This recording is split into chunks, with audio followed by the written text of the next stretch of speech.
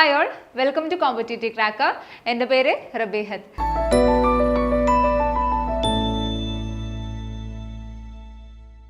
അപ്പോൾ ഇന്നത്തെ ക്ലാസ്സിൽ നമ്മൾ നോക്കാനായിട്ട് പോകുന്നത് നമ്മൾ ഒരുപാട് കറണ്ട് അഫെയർസിൻ്റെ സീരീസ് ചെയ്തിട്ടുണ്ടായിരുന്നു അല്ലേ.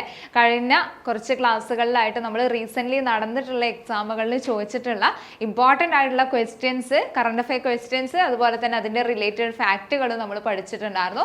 അതിൻ്റെ കണ്ടിന്യൂഷൻ ആയിട്ടുള്ള ക്ലാസ് തന്നെയാണ്. അപ്പോൾ റീസെൻ്റ്ലി നടന്ന നമ്മുടെ BF എക്സാമിൽ ചോദിച്ചിട്ടുള്ള കുറച്ച് ഇമ്പോർട്ടൻ്റ് ആയിട്ട് അല്ലെങ്കിൽ ആ എക്സാമിൽ ചോദിച്ച കറണ്ട് അഫെയറിലെ ക്വസ്റ്റ്യൻസും അതിൻ്റെ റിലേറ്റഡ് ഫാക്റ്റുകളുമാണ് നമ്മൾ ഇന്നത്തെ ക്ലാസ്സിൽ നോക്കാനായിട്ട് പോകുന്നത്. ഓക്കെ, അപ്പോൾ നമുക്ക് ആദ്യത്തെ ചോദ്യത്തിലോട്ട് പോവാം അല്ലേ. ആദ്യത്തെ ചോദ്യം ഇതാണ്: ഇന്ത്യയുടെ G20 പ്രസിഡൻസിയുടെ 2023 നടന്ന G20 പ്രസിഡൻസിയുടെ പ്രമേയം, തീം എന്തായിരുന്നു എന്നാണ് ചോദിച്ചിട്ടുള്ളത്. നമുക്കറിയാം നമ്മുടെ ഉത്തരമായിട്ട് വരുന്നത് ഏതാ, നമ്മൾ ഓപ്ഷൻസ് കാര്യങ്ങളൊന്നും വായിക്കുന്നില്ല, നമുക്ക് നേരെ ഉത്തരത്തിലോട്ട് അങ്ങ് പോയി ഡീറ്റെയിൽ ആയിട്ട് അതിനെ കുറിച്ചിട്ടുള്ള കാര്യങ്ങൾ അങ്ങ് പറഞ്ഞ് പോവാം. ഓക്കെ, അപ്പോൾ നമുക്കറിയാം 2023 നമ്മുടെ G20യുടെ പ്രമേയമായിട്ട് വന്നിട്ടുണ്ടായിരുന്നത് ഏതായിരുന്നു?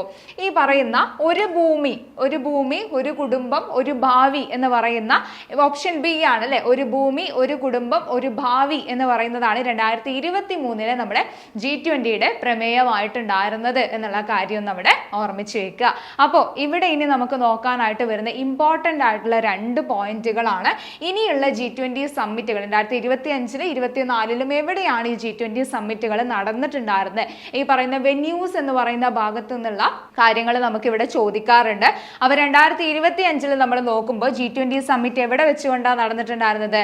നമ്മുടെ ജോഹന്നസ്ബർഗിൽ വെച്ചുകൊണ്ടായിരുന്നു അല്ലെ. സൗത്ത് ആഫ്രിക്കയിലെ ജോഹന്നസ്ബർഗിൽ വെച്ചുകൊണ്ടായിരുന്നു 2025 നമ്മുടെ G20 സമ്മിറ്റ് നടന്നിട്ടുണ്ടായിരുന്നത് എന്ന് നമുക്ക് കാണാൻ പറ്റും. അത് എവിടെയാണ് സ്ഥിതി ചെയ്യുന്നത്?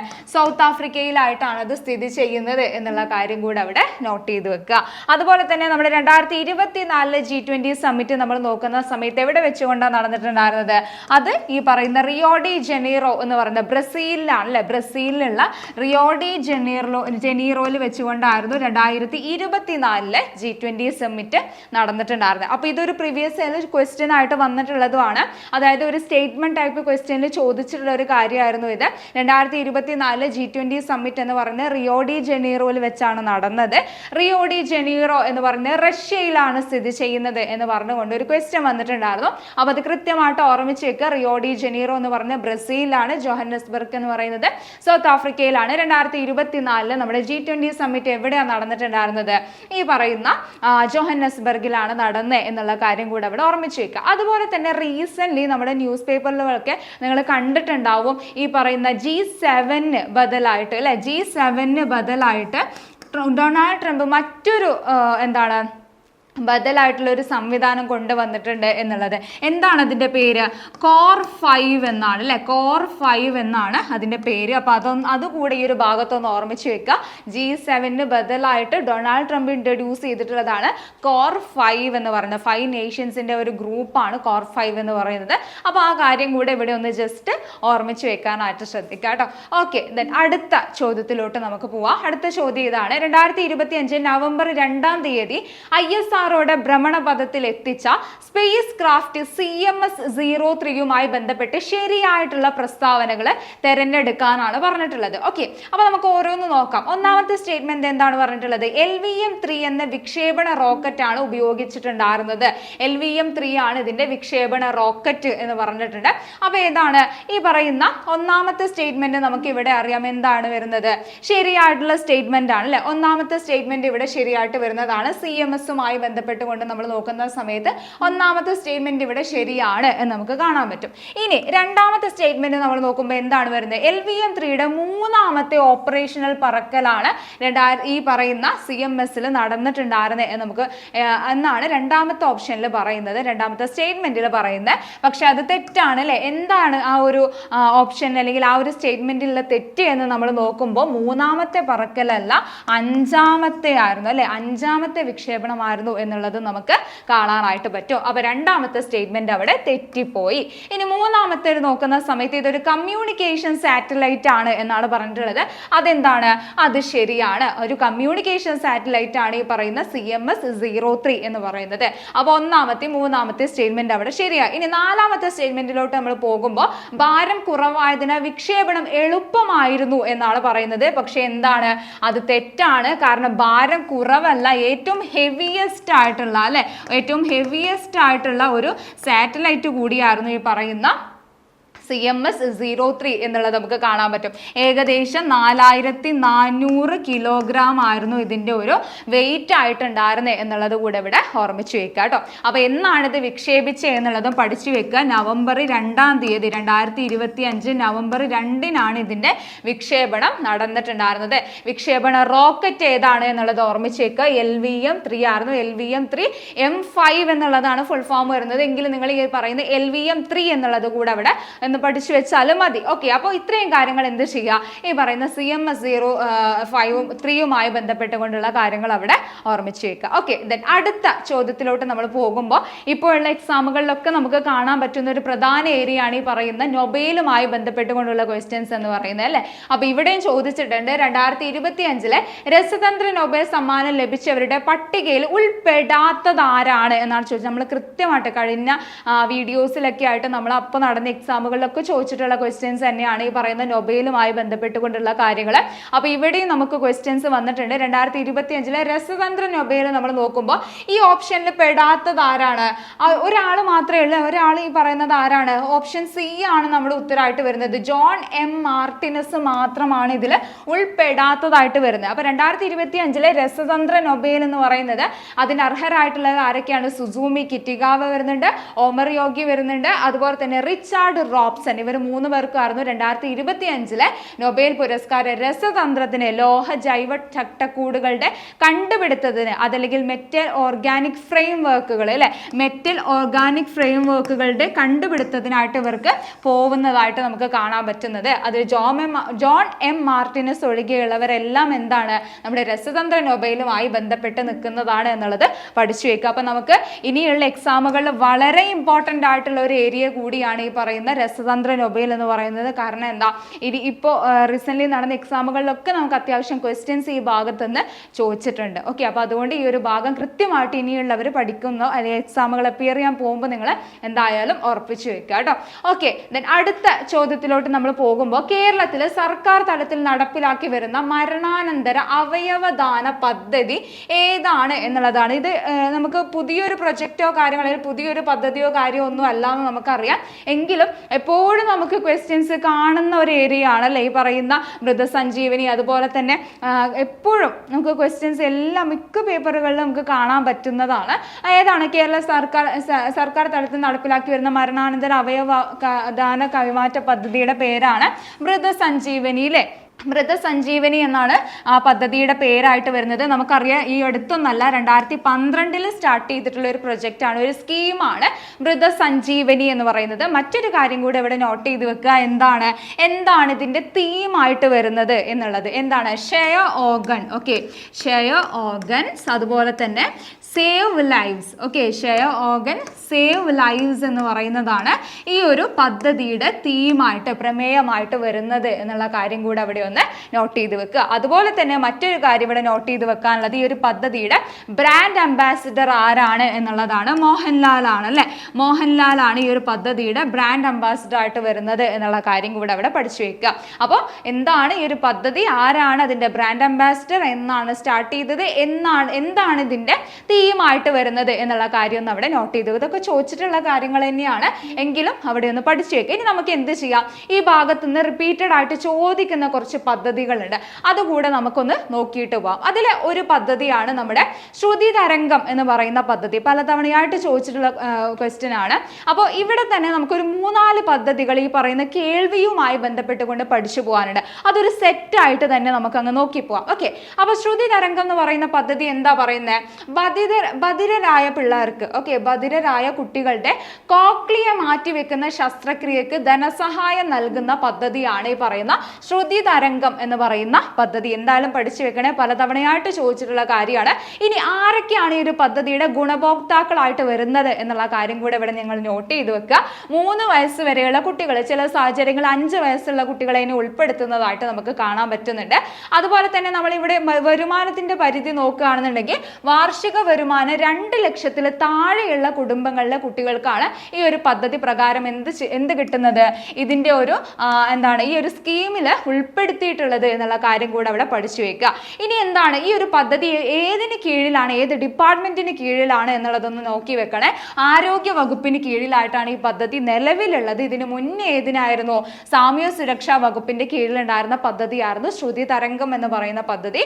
നിലവിൽ ആരോഗ്യ വകുപ്പിന്റെ കീഴിലുള്ള പദ്ധതിയാണ് എന്നുള്ള കാര്യം കൂടെ അവിടെ പഠിച്ചു വെക്കുക. അപ്പൊ ഇത്രയും കാര്യങ്ങൾ എന്ത് ചെയ്യുക, നമ്മുടെ ശ്രുതി തരംഗവുമായി ബന്ധപ്പെട്ടുകൊണ്ട് അവിടെ നോട്ട് ചെയ്ത് വെക്കുക. ഓക്കെ, ഇനി ഇതുപോലെ തന്നെ നമുക്ക് നോക്കി വെക്കാനുള്ള മറ്റൊരു പദ്ധതിയാണ് ധ്വനി എന്ന് പറയുന്നത്. ഇതെല്ലാം നമുക്ക് ഒരുമിച്ച് പഠിച്ചു പോകാൻ പറ്റുന്ന പദ്ധതികളാണ്. ശ്രുതി തരംഗം പോലെ തന്നെ അല്ലെങ്കിൽ അതിന്റെ ഒരു കണ്ടിന്യൂഷൻ ആയിട്ട് വരുന്നതാണ് നമുക്ക് ഈ പറയുന്ന ധ്വനി എന്ന് പറയുന്ന പദ്ധതി. എന്താ ധ്വനി എന്ന് വെച്ചാൽ, നമ്മൾ ശ്രുതി തരംഗത്തിൽ കോക്ലിയർ ഇംപ്ലാന്റേഷന്റെ കാര്യം പറഞ്ഞല്ലോ.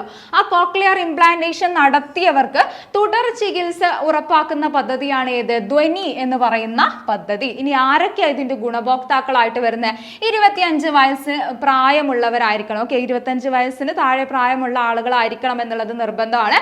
വാർഷിക വരുമാനം എന്ന് പറയുന്നത് എത്ര തന്നെയാ പറയുന്നത്, 2 ലക്ഷം രൂപക്ക് താഴെ ആയിരിക്കണം എന്ന് പറയുന്നുണ്ട്. അതുപോലെ തന്നെ മറ്റൊരു കാര്യം കൂടി ഇവിടെ ഉണ്ട്. ശ്രുതി തരംഗം പദ്ധതി ആരംഭിക്കുന്നതിന് മുൻപ് കോക്ലിയർ ഇംപ്ലാന്റേഷൻ ശസ്ത്രക്രിയ പൂർത്തീകരിച്ച കേരളത്തിലുള്ള കുട്ടികളായിരിക്കണം എന്നുള്ളതും ഇവിടെ ഇമ്പോർട്ടന്റ് ആയിട്ട് വരുന്നതാണ്. അപ്പൊ ധ്വനിനെ കുറിച്ചും, എന്താണ് ശ്രുതി തരംഗം, എന്താണ് ധ്വനി എന്നുള്ള കാര്യം കൂടെ അവിടെ ഓർമ്മിച്ചു വെക്കുക. ഇതൊക്കെ ഒരു കേൾവിയുമായി ബന്ധപ്പെട്ടുകൊണ്ട് വരുന്ന ടേമുകളാണല്ലോ. അപ്പൊ അങ്ങനെ നോട്ട് ചെയ്ത് വെച്ചാൽ മതി. ഇനി അതുപോലെ തന്നെ വരുന്ന മറ്റ് 2 പദ്ധതികൾ കൂടെ നമുക്ക് ഇവിടെ പഠിച്ചു പോകാനുണ്ട്. അതിലൊന്നാണ് കാതോരം എന്ന് പറയുന്ന പ്രൊജക്ട്. എന്താണ് കാതോരം എന്ന് വെച്ചാൽ, കേൾവി തകരാറുള്ള കുട്ടികളെ സഹായിക്കാനായിട്ട് സാമൂഹ്യ നീതി വകുപ്പ് ആരംഭിച്ചിട്ടുള്ള പദ്ധതിയാണ് കാതോരം എന്ന് പറയുന്ന പദ്ധതി. അതുപോലെ തന്നെ ശ്രവൺ എന്ന് പറയുന്ന ഒരു പദ്ധതി കൂടെ വരുന്നുണ്ട്. സെയിം എന്താണ് ലക്ഷ്യം തന്നെയാണ് വരുന്നത്.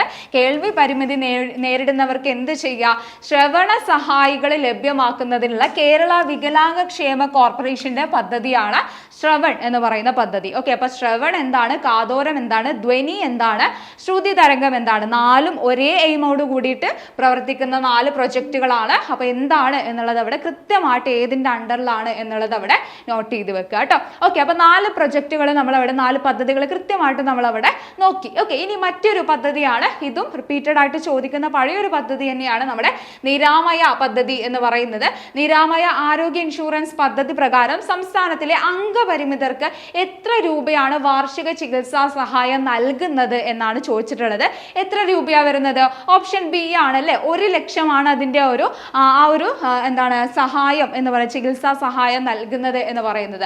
അപ്പൊ ഇവിടെ നിരാമയ പദ്ധതി എന്താണ് എന്നുള്ളത് നിങ്ങൾ പഠിച്ചു വെക്കണം. സംസ്ഥാനത്തിലെ അംഗപരിമിതർക്കുള്ള ഒരു വാർഷിക ചികിത്സാ സഹായ പദ്ധതിയാണ് നിരാമയ എന്ന് പറയുന്ന പദ്ധതി. ഓക്കെ, ആ പദ്ധതി കൂടെ അവിടെ ഓർമ്മിച്ചു വെക്കുക. ഇനി മറ്റൊരു ക്വസ്റ്റ്യൻ ആയിട്ട് നമുക്ക് ഇവിടെ നോക്കാനുള്ളത്, കേരളത്തിലെ MC ജോസഫൈന് തൊട്ട് മുൻപ് വനിതാ കമ്മീഷൻ ചെയർപേഴ്സൺ ആയിരുന്ന വ്യക്തി ആരാണ് എന്നാണ് ചോദിച്ചിട്ടുള്ളത്. ആരാണ് നമ്മുടെ ഉത്തരം വരുന്നത്, ശ്രീമതി KC റോസക്കുട്ടിയാണ് അല്ലെ.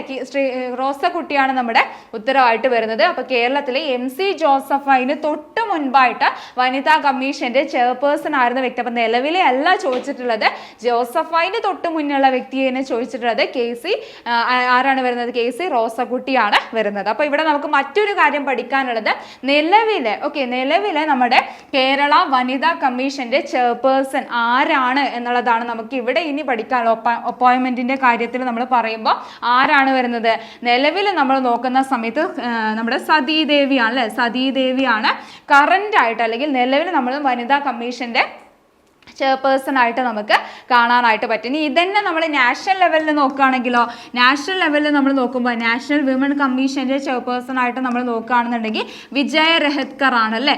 വിജയ രഹത്കർ ആണ് എന്നുള്ള കാര്യം കൂടെ അവിടെ ഒന്ന് പഠിച്ചു വെക്കുക, ചോദിക്കാം. ഓക്കെ, വിജയ രഹത്കർ ആണ് നിലവിൽ നമ്മുടെ നാഷണൽ വിമൻ കമ്മീഷന്റെ ആണെങ്കിൽ ചെയർപേഴ്സൺ ആയിട്ട് വരുന്നത്. ഓക്കെ, അപ്പൊ അത്രയും കാര്യങ്ങൾ അവിടെ ഒന്ന് നോട്ട് ചെയ്ത് വെക്കുക. അപ്പൊ ഈ ടൈപ്പ് ഒക്കെ ക്വസ്റ്റ്യൻസ് നമ്മളോട് ചോദിച്ച് വരുന്നുണ്ട് എന്നുള്ള കാര്യമാണ്.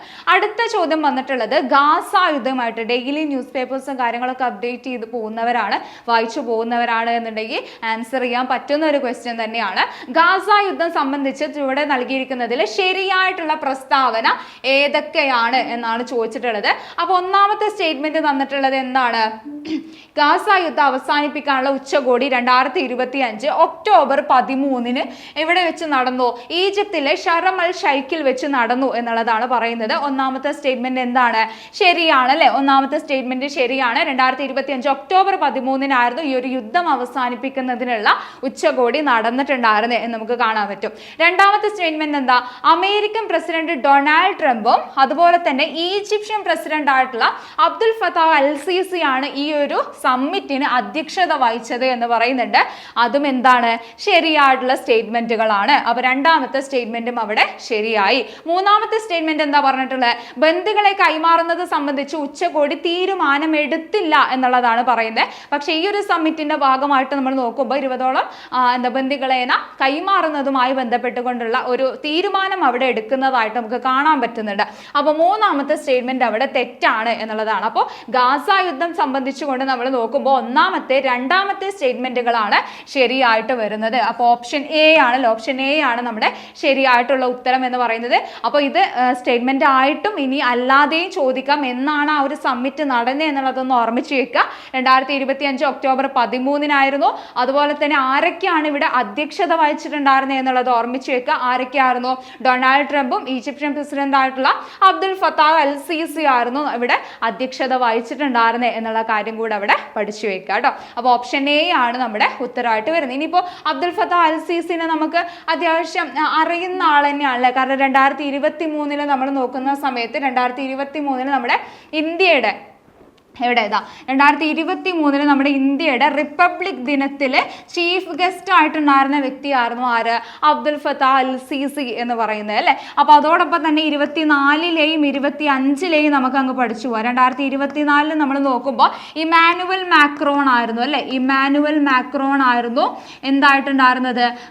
മുഖ്യാതിഥിയായിട്ട് ഇന്ത്യയുടെ റിപ്പബ്ലിക് ദിനത്തിൽ എത്തിയിട്ടുണ്ടായിരുന്ന ഫ്രഞ്ച് പ്രസിഡന്റ് ആണ്. ഫ്രാൻസിൽ നിന്നുള്ള ആളാണ്, ഫ്രഞ്ച് പ്രസിഡന്റ് ആണ് നമുക്ക് കാണാൻ പറ്റും. 2025 ആരായിരുന്നു? 2025 നമ്മൾ നോക്കുമ്പോൾ പ്രഭാവോ സുബിയാന്തോ ആയിരുന്നു അല്ലെ. പ്രഭാവോ സുബിയാന്തോ ആയിരുന്നു. ഇന്തോനേഷ്യൻ പ്രസിഡന്റ് ആണ്, ഇന്തോനേഷ്യൻ പ്രസിഡന്റ് ആണ് എന്നുള്ള കാര്യം കൂടെ അവിടെ പഠിച്ചു വെക്കുക കേട്ടോ. അപ്പൊ 2023ലെയും 24ലെയും 25ലെയും ഈ പറയുന്ന റിപ്പബ്ലിക് ദിനത്തിന്റെ മുഖ്യാതിഥികളായിട്ട് ആരാണ് എത്തിയിട്ടുണ്ടായിരുന്നത് എന്നുള്ള കാര്യം കൂടെ ഇവിടെ അങ്ങ് പഠിച്ചു പോകാം. ഈ ഒരു പോയിന്റ് പറഞ്ഞപ്പോൾ അതിന്റെ അഡീഷണൽ ആയിട്ട് പറഞ്ഞു എന്നേ ഉള്ളൂ. ഓക്കെ, ദെൻ അടുത്ത ചോദ്യത്തിലോട്ട് നമ്മൾ പോകുമ്പോൾ എഗെയിൻ ഒരു പദ്ധതി തന്നെയാണ് ഇത്. നമുക്കറിയാം എന്താണ് ഇതും പുതിയ പദ്ധതിയോ കാര്യങ്ങളോ ഒന്നുമല്ല, പക്ഷെ എപ്പോഴും റിപ്പീറ്റഡ് ആയിട്ട് ചോദിച്ച് കാണുന്ന പദ്ധതികൾ തന്നെയാണ്. എന്താണ് ക്വസ്റ്റ്യൻ ചോദിച്ചിട്ടുള്ളത്? താഴെ തന്നിരിക്കുന്നത് കേരള ഗവൺമെന്റിന്റെ സൗജന്യ ക്യാൻസർ ചികിത്സാ പദ്ധതി ഏതാണ് എന്നുള്ളതാണ്. നമുക്കറിയാം സുകൃതമാണ് അല്ലെ.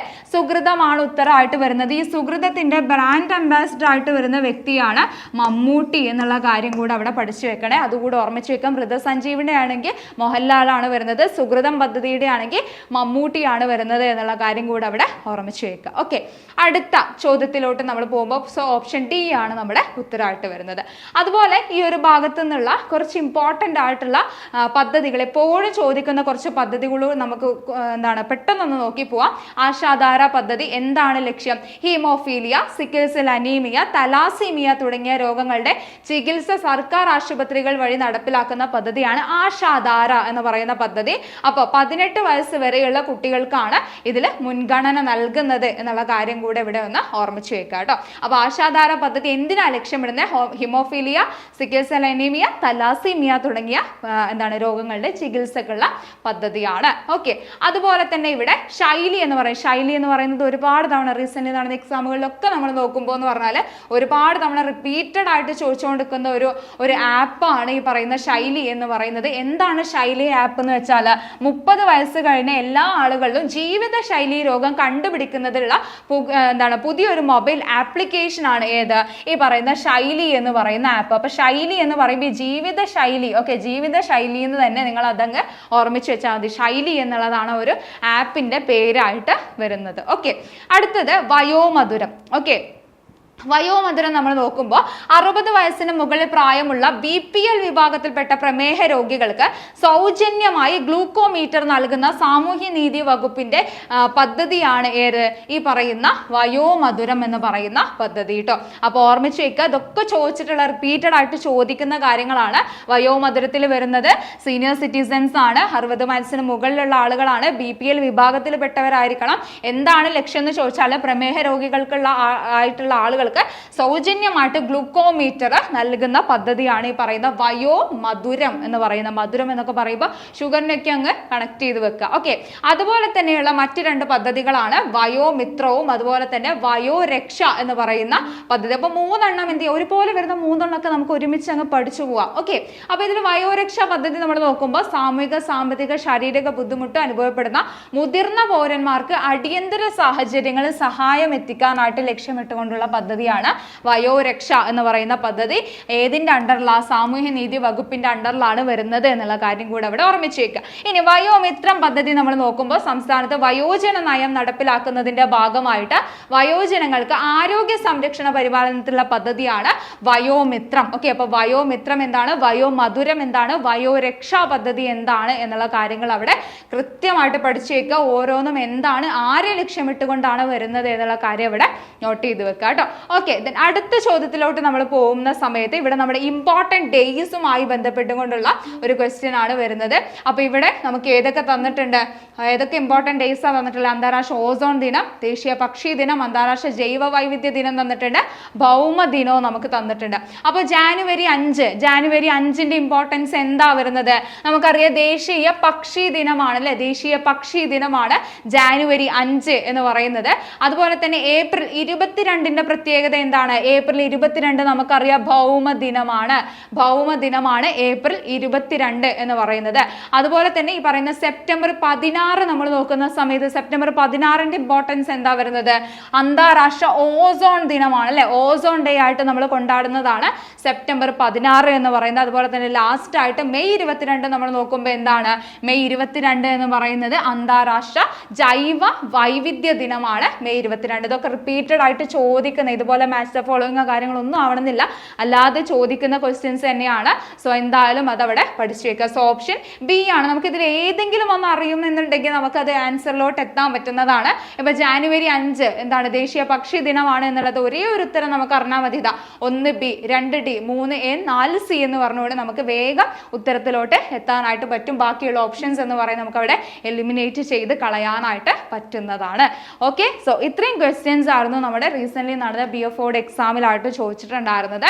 അപ്പൊ നിങ്ങൾക്ക് ക്ലിയർ ആയി എന്ന് വിചാരിക്കുന്നു. എന്തെങ്കിലും ഡൗട്ട്സോ കാര്യങ്ങളോ ഉണ്ടെന്നുണ്ടെങ്കിൽ നിങ്ങൾക്ക് അറിയിക്കാവുന്നതാണ്. ഓക്കെ, അപ്പോൾ നമ്മളാണെങ്കിലും നമുക്കറിയാം നമ്മുടെ LGS എക്സാമിന് ഫോക്കസ് ചെയ്തുകൊണ്ടൊക്കെ പഠിക്കുന്ന ഒരുപാട് ആളുകൾ ഉണ്ടായിരിക്കും അല്ലെ. 2026 നമ്മൾ നോക്കുന്ന സമയത്ത് ഒരുപാട് അവസരങ്ങളാണ് നമ്മൾ ഈ പറയുന്ന ഫോഴ്സിലാണെങ്കിലും അല്ലാതെ ഒക്കെ നോക്കുകയാണെന്നുണ്ടെങ്കിൽ ഒരുപാട് എക്സാമുകളാണ് നമ്മളെ കാത്തിരിക്കുന്നത്. അപ്പൊ കൃത്യമായിട്ട് പഠിച്ചു പോവുക. കറണ്ട് അഫെയർ ആണെങ്കിലും നിങ്ങൾ ആ ഒരു സീരിയസ്നെസ്സോട് കൂടിയിട്ട് തന്നെ, ഇപ്പോൾ LGSന് പ്രിപ്പയർ ചെയ്യുന്ന ആളുകളാണ് എന്നുണ്ടെങ്കിൽ ആ ഒരു സീരിയസ്നെസ്സോട് കൂടിയിട്ട് തന്നെ കൊണ്ടുപോവുക. കാരണം നമുക്ക് കറണ്ട് അഫെയർ എന്ന് പറയുന്നത് 20 മാർക്കിന് വരുന്ന ഒരു ഏരിയ ആണ്. അപ്പൊ കൃത്യമായിട്ട് ഓരോ ദിവസവും നമ്മൾ അപ്ഡേറ്റ് ചെയ്ത് പോയാൽ മാത്രമാണ് നമുക്ക് എന്ത് ചെയ്യാൻ പറ്റുള്ളൂ, ഈ ഒരു എക്സാമിൽ ആ ഒരു മാർക്ക് എന്താണ് ഒരു 18-16 മാർക്കെങ്കിലും നമുക്ക്, അല്ലെങ്കിൽ ആ ഒരു ലെവലിലെങ്കിലും നമുക്ക് അത് സ്കോർ ചെയ്യാനായിട്ട് പറ്റുള്ളൂ എന്നുള്ളതാണ്. അപ്പോൾ കൃത്യമായിട്ട് എന്ത് ചെയ്യുക, ഈ പറയുന്ന ഇമ്പോർട്ടൻ്റ് ഏരിയാസ് കാര്യങ്ങളൊക്കെ മനസ്സിലാക്കിയും കൊണ്ട് തന്നെ നിങ്ങൾ മുന്നോട്ട് പോകാനായിട്ട് ശ്രദ്ധിക്കുക. സോ കോമ്പറ്റേറ്റീവ് ക്രാക്കറിലാണെങ്കിലും നിങ്ങൾക്കുള്ള LGSന്റെ കോഴ്സുകളും കാര്യങ്ങളും എല്ലാം നമ്മൾ സ്റ്റാർട്ട് ചെയ്തിട്ടുണ്ട്. കൃത്യമായിട്ടുള്ള ഒരു സ്റ്റഡി പ്ലാനോട് കൂടിയിട്ട്, അതുപോലെ തന്നെ കൃത്യമായിട്ടുള്ള മോക്ക് ടെസ്റ്റുകളിലൂടെയും പ്രീവിയസ് ഇയർ ക്വസ്റ്റ്യൻസിന്റെ കൃത്യമായിട്ടുള്ള അനാലിസിസുകളിലൂടെയും അതുപോലെ തന്നെ കൃത്യമായൊരു എന്താണ് മെന്റർഷിപ്പ് ഒക്കെ പ്രൊവൈഡ് ചെയ്യുന്ന ഒരു ക്ലാസ് തന്നെയാണ്. ലൈവ് റെക്കോർഡ് ക്ലാസ്സുകൾ, നോട്ടുകൾ എല്ലാം പ്രൊവൈഡ് ചെയ്യുന്നുണ്ട്. അപ്പോൾ ഈ ഒരു കോഴ്സിനെ കുറിച്ച് കൂടുതൽ ഡീറ്റെയിൽസ് അറിയുന്നതിനായിട്ട് നിങ്ങൾക്ക് കോൺടാക്ട് ചെയ്യാവുന്നതാണ്. അതുപോലെ തന്നെ കറണ്ട് അഫെയറിന്റെ നമ്മുടെ ഒരു ഫ്രീ ടെലഗ്രാം ഗ്രൂപ്പ് കൂടെ ഉണ്ട്.